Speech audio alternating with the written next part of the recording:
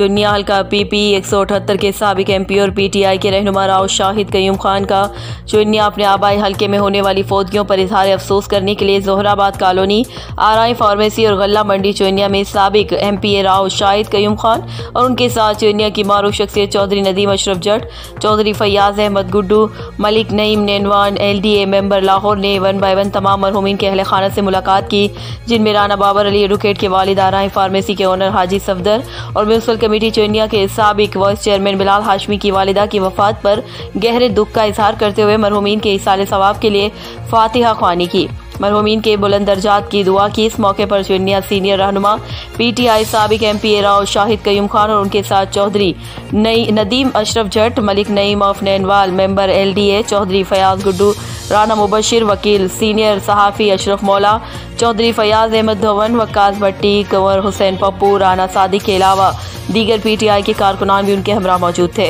इरफान अशरफ, नुमाइंदा fast news चुनिया।